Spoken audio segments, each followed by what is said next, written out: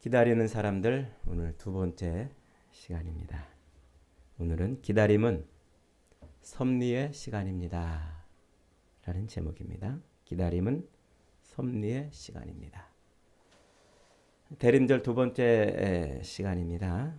우리는 예수님께서 부활 승천하시고 너희가 본 그대로 내가 다시 오리라 말씀하신 그 말씀대로 주님을 기다리는 사람들입니다. 그래서 이 기다림의 시간이 어떤 의미가 있는가? 우리가 성경을 통해서 기다림에 대한 의미를 좀 찾아보려고 합니다. 성경이 말하는 인간의 죄. 여러분, 성경이 말하는 인간의 죄 중에 가장 큰 죄가 뭘까요? 어떤 죄가 가장 큰 죄일까요? 그것은 곧 교만입니다. 교만은 하나님께서 대적하신다. 하나님께서 대적하시는 죄라 이렇게 말하고 있어요. 왜 하나님은 교만을 가장 큰 죄라고 말하고 있는 것일까요? 그리고 교만이 무엇이길래 성경은 교만을 가장 큰 죄라고 말하고 있는 것일까요? 왜 하나님은 교만한 자를 대적하시는 것일까요?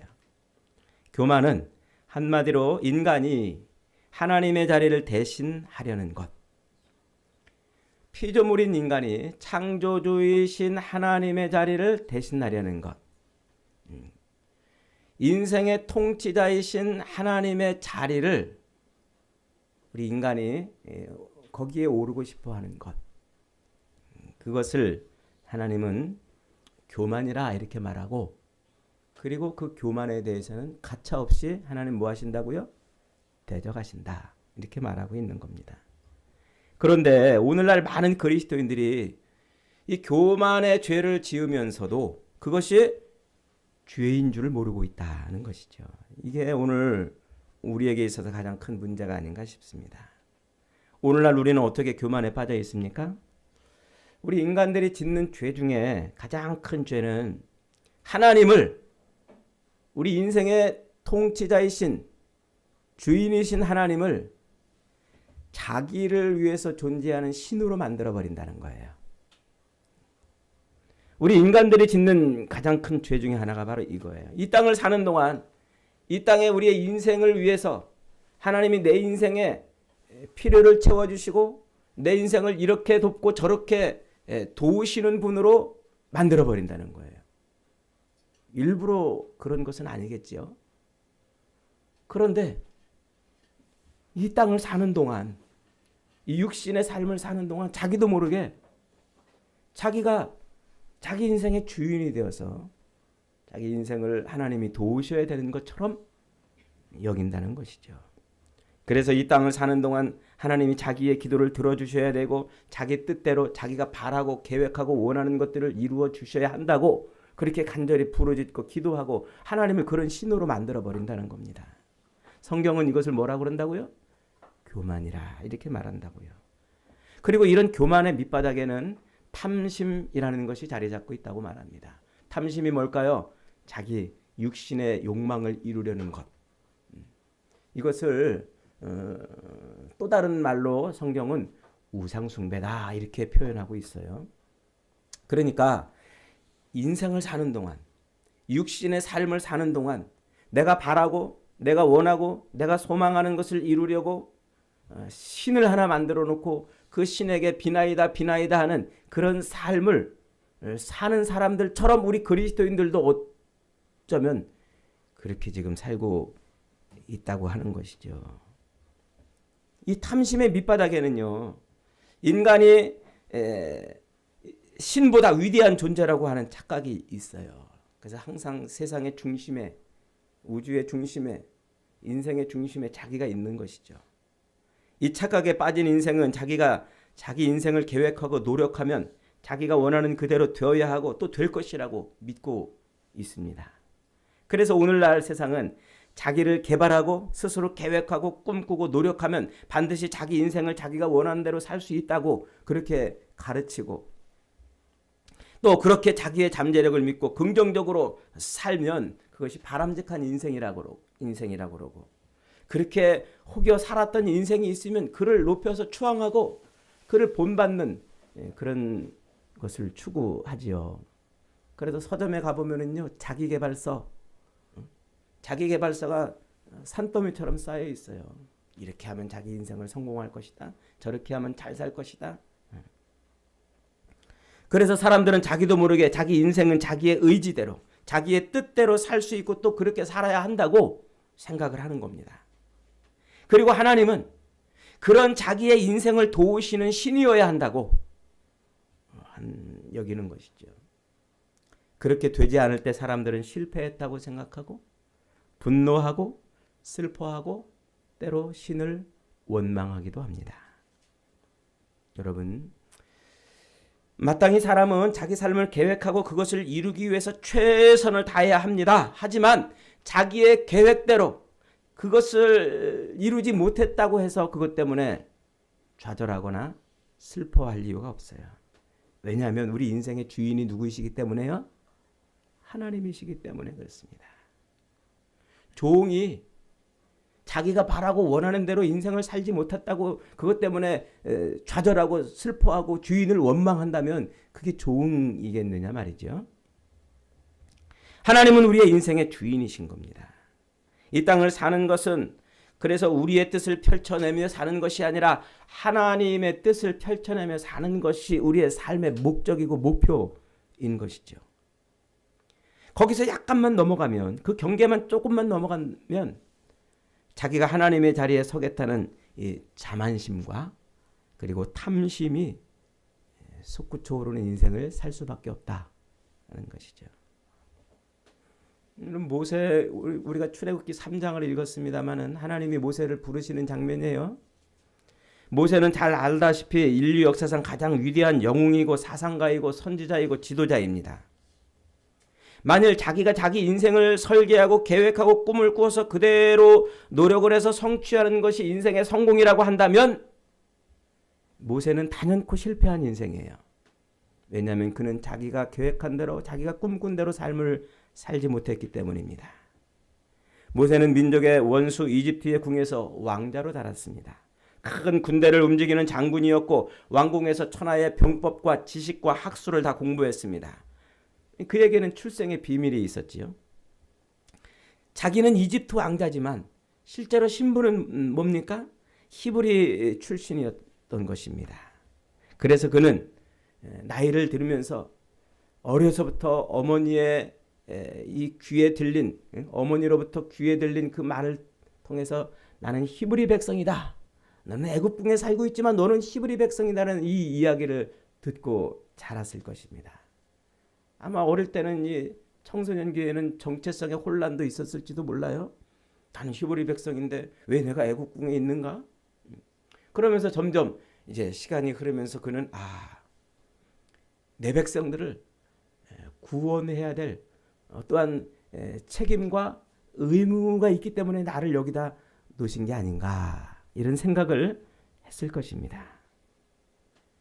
그래서 하나님이 자기를 높여가지고 이집트의 왕자로 자라게 하시고 자기 힘을 이용해서 자기 백성들을 애굽에서 구원해내는 그런 삶을 살게 하시려고 그런 것이 아닌가라고 생각을 했다는 것이죠. 자기의 힘을 이용하여 반드시 자기 백성을 구원하는 것. 그래서 그가 아마 철이 들면서부터는 그런 가치관, 그런 생각을 갖고 삶을 살았을지도 모릅니다. 그래서 어느 날 사역 현장에 나가서 중노동을 하고 있는 그 히브리인을 학대하는 이집트 사람을 보고서 분노를 일으켜서 그를 쳐 죽였습니다. 드디어 자기 동족을 구원하는 그 대사역을 시작하는 것이라고 생각을 했을지도 모릅니다. 그때 모세의 마음은 두렵기도 했겠지만 동시에 설레이기도 했겠습니다. 왜냐하면 내가 드디어 내 백성, 히브리 백성들을 위해서 일할 기회가 왔다. 그런데 사태는 자기의 생각이랑은 전혀 다르게 돌아갔습니다. 모세는 위기에 빠졌습니다. 정치적 라이벌, 다른 왕자들에게 모세를 제거할 만한 빌미만 주었습니다. 그리고 자기 백성들이라고 생각했던 이스라엘 백성들조차도 자기를 배신해버렸습니다. 자기들을 위해 모험을 한 이 모세를 이스라엘 백성들은 전혀 알아주지 않았고 오히려 모세를 잡아서 이집트에 넘길 판이었습니다. 모세는 깜짝 놀랐습니다. 이게 아닌데? 내가 생각한 거 내가 꿈꾼 게 이게 아닌데. 그는 얼른 도망을 쳤습니다. 왕궁을 탈출했고 걸음아 날 살려라 도망가서 광야로 피신을 했습니다. 한순간에 그는 이집트에 잘 나가던 왕자에서 저 미디안 광야의 양치기가 되어버렸습니다. 그리고 그렇게 세월은 흘렀습니다. 1년이 가고 2년이 가고 5년이 가고 10년이 가고 혹 이집트에서 자기를 찾는 기별이 오지 않으려나 기다려도 소식이 없었습니다. 20년이 가고 25년이 가고 혹 이스라엘 백성들이 자기한테 와가지고 우리의 왕이 돼주세요 라고 요구하지 않나. 그러나 아무 소식이 없었습니다. 그렇게 30년이 가고 35년 끝내 40년이라는 긴 시간이 흘러버렸습니다. 그 시간이 얼마나 고통스러웠던지, 그 광야에서 보내는 그 40년 그 기간이 얼마나 고통스러웠던지 그 기간 동안에 낳은 자식의 이름을 게르솜이라고 지었어요. 고통 중에 낳은 자식이라는 뜻이죠. 그렇게 20년 30년 무심하고 잔인하게 세월은 흘러서 그의 자부심도 용기도 꿈도 뭉개어져서 광야의 모래와 함께 날려버렸습니다. 그 향기로운 애굽의 그 향기에 취해서 살던 그 삶은 어느새 까마득하게 잊어져 버렸고 그저 양똥 냄새에 취해서 사는 하루하루를 사는 비참한 인생을 살았던 것이죠. 태양처럼 힘있던 때에 가졌던 자기의 모든 계획과 열망을 모세는 다 포기해야만 했습니다. 이제 그저 인적이 뜸한 광야에서 사람들한테 잊혀진 채 양똥 냄새나는 그런 하루하루를 사는 80살 노인이 되어버렸습니다. 시편 90편에서 자기 처지를 모세는 이렇게 노래하지요. 우리의 연수가 70이요 강건하면 80이라도 그 연수의 자랑은 수고와 슬픔뿐이요 신속히 가니 우리가 날아가나이다. 그러니까 애국궁에 살던 그 40년을 뒤로 하고 광야로 도망쳐서 보낸 그 40년의 세월은 모세의 가슴을 찢어놓고 절망하고 좌절하게 하기에 충분했다는 겁니다. 그런데 그런 모세에게 어느 날 하나님이 찾아오셨습니다. 불이 붙었으나 타지 않는 떨기나무 사이에서 하나님께서 부르셨습니다. 야 모세야, 야 모세야. 모세는 하나님께서 자기에게 이런 식으로 나타날 줄을 꿈에도 생각하지 못했습니다. 하나님께서는 보잘것없는 떨기나무 사이에 계셨습니다. 모세의 상식으로는 떨기나무는 하나님이 계실 만한 곳이 아니었습니다. 그런데 그 속에서 하나님의 음성이 들렸습니다. 모세는 달려가서 귀를 기울였습니다. 그 떨기나무 속에서 들리는 음성에 귀를 기울입니다.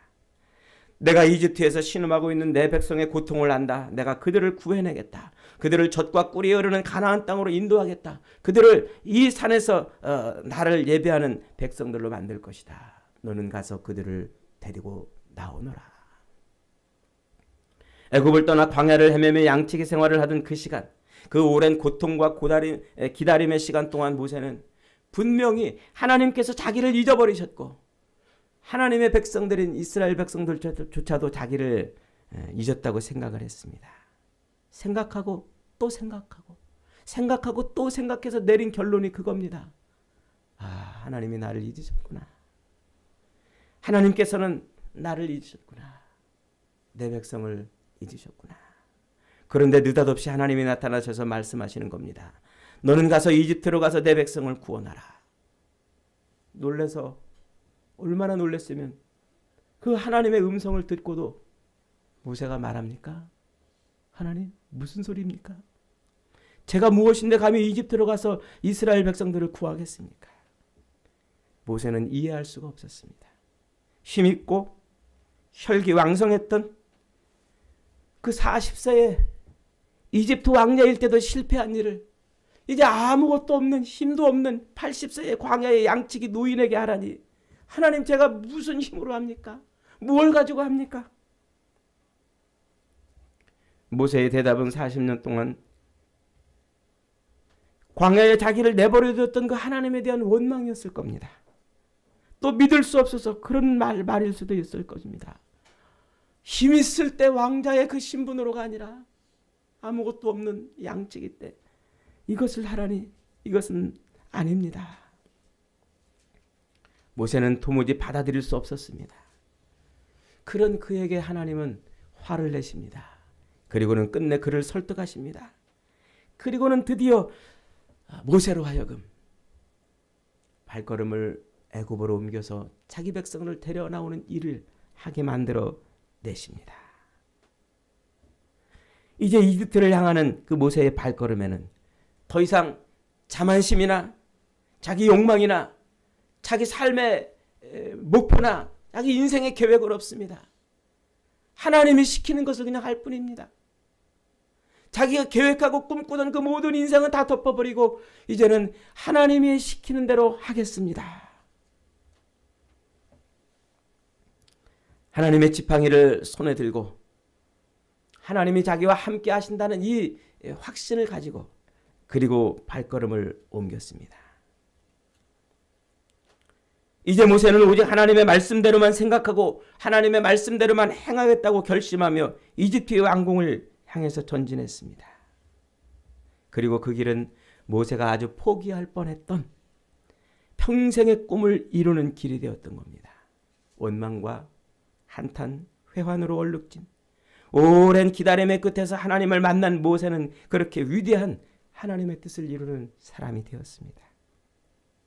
여러분, 왜 하나님은 모세로 하여금 80년이라는 긴 시간을 허비하게 했을까요? 그리고 그 긴 시간은 정말 모세 인생의 허비한 시간이었을까요? 모세가 힘 있을 때 왜 하나님은 그를 사용하지 않으셨고, 모세가 능력 있을 때 왜 그를 들어쓰지 않으셨고, 왜 모든 것을 포기하고 자기는 할 수 없다고 좌절하고 절망할 때 그때 모세에게 와서 왜 모세로 하여금 애굽에 들어가게 만드셨냔 말이죠. 바로 그때가 하나님의 능력이 드러나는 때이기 때문에 그렇습니다. 하나님의 하나님 되심이 드러나기 때문에 그렇습니다. 모세가 힘 있을 때 글을 쓰셨다면 이스라엘의 구원은 모세의 능력으로 되었을 것입니다. 모세가 힘이 있을 때 글을 들었었다면 모세의 구원은 하나님의 능력으로 된 것이, 이스라엘의 구원은 하나님의 능력으로 된 것이 아니고 모세의 능력으로 된 것입니다. 하나님은 그걸 원치 않으셨어요. 이스라엘의 구원은 하나님의 힘으로, 하나님의 능으로, 하나님 되심으로 이루셔야 했기 때문에 그렇습니다. 그래서 힘 있는 모세, 권능 있고 권자에 앉아있는 모세를 저 인생의 밑바닥까지 떨어뜨려서 이런저런 것들을 경험하게 하셨던 겁니다. 이제 1500년의 시간을 훌쩍 넘어서 예루살렘 성의 양문 곁에 있는 38년 된 병자 곁으로 다시 가보십시다. 베데스다 연못가에 수많은 사람들이 모여 있어요. 베데스다는 자비의 집이라는 뜻이죠. 그러나 실상 그곳은 자비의 집이 아니라 무자비한 곳이었습니다. 전설에 가끔 천사가 내려와서 그 못을 휘젓는데 그때 그 연못에 1등으로 들어간 사람은 무슨 병에 걸렸든지 치료를 받는다고 그랬습니다. 그래서 그 못가에는 수많은 병자들이 진을 치고 있었습니다. 물이 움직이기를 기다리는 것이죠. 1등만 살아남는 경쟁의 장소였습니다. 1등만 살아남는, 제일 먼저 뛰어드는 사람만 치료받는 그런 곳이었어요. 어디서 많이 듣던 말 아닙니까? 1등만 살아남는 곳. 거기에 38년 된 병자가 있었습니다. 날 때부터 걷지 못하는 남자였습니다. 38년 동안 그곳에서 치유를 기다려온 그런 몸과 마음이 다 황폐해졌습니다. 왜요? 병자로 지내는 것도 힘들었지만 그 연못에 뛰어들어가고자 하는 그 열망과 소망을 갖고 하루하루 보낸 그 기간이 너무나 고통스러웠기 때문에 그렇습니다. 그 간절한 기다림, 저기만 뛰어들어가면 살 수 있는데, 저기만 뛰어들어가면 살 수 있는데, 그러나 자기 마음대로 움직이지 않는 그 고통 속에서 다른 사람이 먼저 그 연못에 뛰어들어가는 모습을 쳐다보면서 그는 좌절하고 절망할 수밖에 없었습니다. 그 간절한 기다림에 그는 지쳐버렸습니다. 마음속엔 세상에 대한 원망과 분노만 가득했을 것입니다. 아니, 자기를 그 자리에 데려다준 가족들조차도 원망했을 것입니다. 자기를 도와 물에 넣어줄 사람이 하나도 자기를 도와서 물에 넣어줄 사람이 하나도 없다. 물이 움직이면 다른 사람이 먼저 내려가나이다. 그 말 속에 들어있는 그 원망의 소리가 들립니다. 자기보다 먼저 물에 들어갈 수 있는 수많은 병자들을 그는 저주했습니다. 저 나쁜 놈들, 나보다 먼저 왔는데 저놈이 먼저 들어간다고. 저 나쁜 놈들, 나같이 불쌍한 사람 안 돌본다고 말이지요. 그런데 그의 평생의 꿈은 어느 날 그가 전혀 생각하지 못한 방법으로 이루어졌습니다. 신비한 눈빛을 가진 랍빛 청년 하나가 우연히 자기에게 와서 눈을 맞았습니다. 그리고는 이렇게 말합니다. 네가 낫기를 원하느냐? 네가 낫기를 원하느냐? 예, 주여, 낫기를 원합니다. 그럼 일어나 내 자리를 들고 가지고 걸어가라. 즉시 병자는 예수님의 말씀처럼 일어나 걸었습니다. 자기 자리를 들고 일어나 걸어갔습니다. 평생 눈 빠지게 바랬던 그 일이 자기 눈앞에서 이루어진 것입니다. 그런데 그것은 자기가 기대하고 바라던 방법이 아닌 전혀 다른 방법으로 된 것입니다. 그의 생각에는 연못에 물이 움직여야 했습니다. 거기에 수많은 병자들과 그의 가족들, 친구들이 다 그렇게 생각했습니다. 그렇게 물이 움직일 때 거기에 뛰어들면 제일 먼저 거기에 뛰어들면 내가 나을 것이라는 그런 기대와 그런 소망을 가지고 살았었는데 그 길 외에는 다른 방법이 없는 줄 알았는데 주님이 오셔서 그로 하여금 말씀으로 일어나 걸어가라 말씀하신 겁니다. 상상치도 못했던 전혀 예측하지도 못했던 방법으로 그는 자기 평생의 꿈을 이루었습니다. 정말 자기 병이 이렇게 나을 줄을 그가 꿈엔들 상상이나 해보았겠습니까? 뜻하지 않는 주님과의 만남 때문에 그는 평생의 꿈을 이루었습니다. 38년 동안 원망과 분노와 좌절과 절망을 누리며 살던 그 하루하루의 삶이 그날 주님의 만남, 주님을 만남으로 그는 깨끗하게 해결이 됐던 것입니다. 자기의 계획도 아니었습니다. 자기의 노력도 아니었습니다.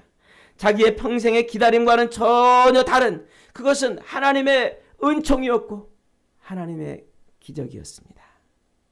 절망으로만 끝날 줄 알았던 인생이 원망으로만 그렇게 끝날 줄 알았던 그 인생이 그냥 그렇게 연못가에서 탄식함으로 끝날 줄 알았던 그 인생이 주님을 만남으로 말미암아 치유되고 회복되어 하나님을 찬송하는 인생으로 바뀐 것이죠. 그 오랜 기다림 끝에 주님을 만남으로 그는 치유되고 회복이 되었던 것입니다. 여러분, 주님은 그렇게 십자가에서 우리의 모든 것들을 다 해결해 주시고 승천하시고 그리고 다시 오시겠다고 말씀하셨어요. 그래서 오늘 이 시대 지금 우리의 삶을 살아가고 있는 저와 여러분들은 주님을 기다리며 사는 인생들입니다. 이 주님을 기다리면서 사는 인생 속에서 우리는 때때로 내가 바라고 원하는 것을 이루지 못하는으로 말미암아 절망하고 좌절하고 이것 때문에 분노하고 이것 때문에 슬퍼하고 다른 사람을 미워하면서 살 수밖에 없는 삶을 삽니다. 그런데 성경이 우리에게 요구하는 것이 무엇입니까? 주님을 기다리는 성도의 삶의 모습에 대해서 우리에게 무엇을 가르쳐 주시고 계십니까? 사도 바울은 고린도 교회를 향해서 이렇게 십자가의 도에 대해서 설명합니다. 우리는 십자가에 못 박힌 그리스도를 전하니 유대인에게는 거리끼는 것이요 이방인에게는 미련한 것이로되 오직 부르심을 입은 자들에게는 유대인이나 헬라인이나 그리스도는 하나님의 능력이요 하나님의 지혜니라. 여러분, 누가 사람을 구원하기 위해서 하나님께서 사람의 몸으로 이 땅에 오셔서 죄수의 신분으로 십자가에 못 박혀 죽으실 줄을 생각이나 해봤겠습니까? 세상 그 누가 감히 상상이나 해봤던 방법이 있겠습니까? 이 지혜는 세상 사람들의 기다림이나 생각이랑은 너무나 달라서 사도 바울은 이것을 하나님의 지혜라고 말하고 있어요. 하나님의 지혜란 말이 뭘까요? 오직 성령이 깨닫게 하시는 사람만이 아는 것이라는 겁니다. 성령이 아니고는 이 비밀을 깨달을 수 없기 때문에 이것을 하나님의 지혜라고 설명을 하고 있는 거예요. 우리가 생각하고 있는, 우리가 바라고 원하는 방법이 아닌, 우리의 수단과 우리의 방법이 아닌 하나님의 수단과 하나님의 방법으로 일을 이루신다는 것입니다. 여러분, 하나님도 신비지만 하나님께서 세상을 다스리시는, 그리고 우리의 인생을 끌고 가시는 방법도 신비입니다. 인생은 그래서 신비회로의 여행이지요. 자기가 계획하고 자기가 기다리는 길로 가지 않는다는 뜻입니다. 그래서 전도서 9장 11절은 이렇게 말하고 있어요. 내가 돌이켜 해 아래서 보니 빠른 경주자라고 선착하는 것이 아니며 유력자라고 전쟁에서 승리하는 것이 아니며 지혜자라고 식물을 얻는 것이 아니며 명철자라고 재물을 얻는 것이 아니며 기능자라고 은총을 입는 것이 아니니 이는 시기와 우연이 이 모든 자에게 임함이라. 빠르다고 먼저 가는 것도 아니고 능력이 있다고 전쟁에서 승리하는 것도 아니고 지혜가 있다고 해서 풍족한 재물을 얻는 것도 아니고 기능자라고 은총을 입는 것도 아니고 이게 다 뭐였다고요? 시기와 우연이 이 모든 자에게 임함이라. 그 모든 것을 쥐고 계시는 하나님이 계시다는 거예요. 모세는 평생에 그걸 배웠습니다. 때와 기한과 방법은 하나님께서 정하신다는 것을 배운 것입니다. 모세가 애굽에서 40년을 보낸 것은 애굽의 바로에 대항하기 위해서, 그래서 그 애굽 왕이 가지고 있는 생각과 그의 그 철학과 그의 말과 그의 사상과 언어를 습득하기 위해서 그렇습니다. 그리고 그 교육이 다 끝나자 하나님은 그를 광야로 내보내셨어요. 운이 없어서 나간 것이 아니에요. 재수가 없고 인생이 안 풀려서 그가 광야로 나간 것이 아니라 하나님이 그렇게 하셨다고요. 하나님이. 왜 그렇습니까? 이스라엘 백성들을 광야로 끄집어 나올 때 그 광야에서의 40년의 삶을 살기 위해서 모세는 40년 동안 양떼들을 끌고 다니면서 손바닥 보듯이 광야를 공부해야만 했던 것입니다. 40년 동안 애굽을 공부하고 40년 동안 손바닥 보듯이 광야를 공부하고 그 공부가 끝나자 하나님은 모세에게 찾아오신 겁니다. 그로 하여금 하나님의 일을 하게 하시려고 말이죠. 베데스다 병자가 배운 것도 바로 그런 것입니다. 자기가 평생 기다리고 믿고 평생 의지하던 방법이 아닌 전혀 엉뚱한 기회에 전혀 엉뚱한 방법으로 구원을 얻을 수 있다는 것을 그는 자기 삶으로 증명을 해낸 것이죠. 내 뜻대로 내 인생을 살 수 있다고 생각하는 것, 내 계획대로 내 인생을 살 수 있다고 생각하는 것은 과대망상입니다. 그것이야말로 하나님을 자기 인생에 도움을 주시는 신쯤으로만 여기는 교만인 것이죠. 세상을 오직 자기 중심으로만 생각하는 그런 병 아니겠습니까? 예수님은 우리에게 말씀하십니다. 너희가 본 그대로 내가 다시 오리라. 그래서 오늘날 우리는 주님의 재림을 기다리는 사람이 되었습니다. 주님의 재림을 기다리는 동안 우리는 우리의 삶을 우리가 계획하지만 그리고 최선을 다해서 살아야 하지만 종종 엉뚱한 일로 인해서 우리는 전혀 예상치 못하는 인생의 길로 들어간다는 사실을 알아야만 합니다. 그리고 그렇게 전혀 내가 바라고 원하지 않았던 인생의 길에 가서 그곳에서 우리가 어떻게 인생의 그 고난을 이겨 나가야 되는지를 배워야 한다는 것입니다. 내 뜻대로 되지 않았다고 해서 좌절하고 내 뜻대로 이루어지지 않았다고 절망하고 그것 때문에 분노하고 슬퍼하고 그렇게 살 수는 없다는 것이죠. 여러분, 오늘 우리는 이렇게 기도합니다. 하늘에 계신 우리 아버지여, 뜻이 하늘에서 이룬 것 같이 땅에서도 이루어지기를 원합니다. 이렇게 기도합니다. 그러면서도 늘 내가 원하고 내가 계획한 대로 내 인생이 이루어져야 된다고 생각을 하고 있다는 것입니다. 그리고 그렇게 안 되면 그것 때문에 원망하고 그렇게 안 되면 그것 때문에 분노하고 그것이 안 되면 좌절하고 그것이 안 되면 그것 때문에 슬퍼하는 것입니다. 여러분 한번 생각해 보세요. 왜 우리는 하나님의 뜻이 내 삶에서 이루어지기를 원합니다라고 기도해놓고 정작 내 삶에서 내가 바라고 원하는 것이 이루어지지 않으면 그것 때문에 좌절하고 원망하며 사는 것입니까?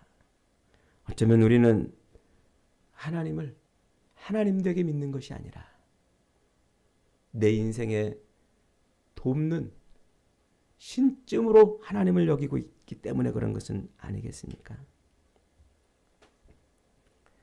여러분, 그러므로 내 뜻보다는 하나님의 뜻이 내 삶 가운데서 이루어지기를 열망해야 돼요. 내 인생은 내가 사는 것 같아도 하나님이 필요에 의해서 나를 여기까지 끌고 오셨기 때문에 그렇습니다. 세상 모든 것이 하나님의 통치 아래 있다고 우리 고백하지 않습니까? 하나님의 섭리 아래 있다고 그렇게 말하지 않습니까? 그러면 그 세상 모든 것을 통치하시는 하나님의 손끝 안에 내 인생이 있다는 것을 왜 우리는 인정을 못하는 것입니까? 모세는 하나님을 만난 뒤에야 그것을 깨달았습니다. 내가 애굽에서 그렇게 40년을 보낸 것도, 광야에서 그렇게 40년을 보낸 것도 하나님의 백성들을 하나님께서 끌고 나오게 하기 위해서, 그 일에 나를 쓰시기 위해서 내가 거기서 그렇게 내 인생을 보냈구나. 자신이 지나온 그 모든 기다림의 세월들을, 그 세월들은 그냥 지나가는 세월들이 아니고 그냥 사라진 세월들이 아니고 하나님의 뜻이 이루어져가는 기간인 것을 알았던 거예요. 하나님의 섭리가 퍼즐 조각처럼 맞춰져 가고 있는 시간인 것을 알았던 겁니다. 여러분, 오늘 저와 여러분의 인생이 여기에서 무엇 때문에 가슴 아파하고 슬퍼하고 좌절하고 절망합니까? 여기에 우리가 우연히 온 것도 아니고, 여기에 우리가 운이 없어서 온 것도 아니고, 재수가 없어서 여기에 있는 것이 아니라면, 그렇다면 우리 인생은 하나님의 손끝에 있지 않겠습니까? 그러면 우리 인생의 이 오랜 기다림, 주님을 기다리면서 살아가는 이 오랜 인생의 이 삶은 분명 하나님의 뜻을 이루는 그런 기간인 건 줄 믿으시기 바랍니다. 하나님이 무엇인가를 우리를 통해서 이루시려고 그러시는 겁니다. 38년 된 병자는 예수님을 만나고 나서야 비로소 그것을 알았어요. 예수님을 만나고 세상의 방법이 아닌, 감히 상상하지도 못했던 방법으로 자기를 치유하시고 구원해내신 그 예수님을 만나고서야 하나님의 영광을 돌려드리며 살았던 것이죠. 여러분, 우린 다 예수님을 만난 사람들입니다. 그리고 다시 오실 예수님을 기다리는 사람들입니다. 다시 오실 주님을 기다리는 동안, 이 육신에 있는 이 인생을 사는 동안 우리는 우리가 계획하고 우리가 또 많은 것을 준비하고 모험을 해야 할 수도 있습니다. 하지만 우리는 하나님의 감추인 뜻을 기다릴 줄도 알아야 합니다. 왜냐하면 내 인생은 내 계획대로만 되는 것이 아니기 때문입니다.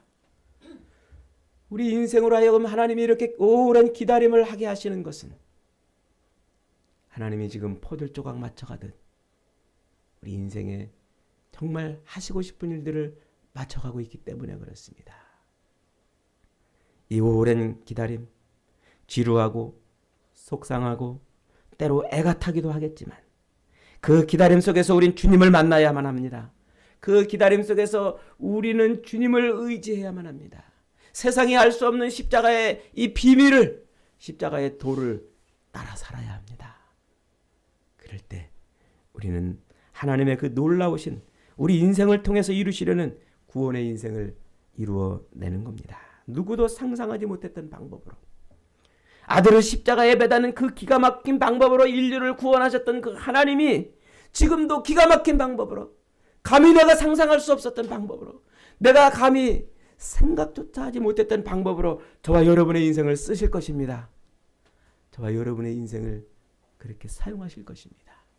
그러니 주님을 기다린다면, 십자가에 달려 죽으신 그 예수님, 그 부활하신 그 예수님, 승천하신 그 예수님을 지금도 여러분들이 기다리고 있다면, 지금 우리의 삶에서 벌어지는 일들 때문에 좌절하지 마십시오. 절망하지 마십시오. 슬퍼하지 마십시오. 하나님이 지금 이 오랜 기다림 속에 퍼즐 조각 맞춰가듯이 우리 인생을 맞춰가고 있음을 믿으시기 바랍니다. 그리고 기대하십시오.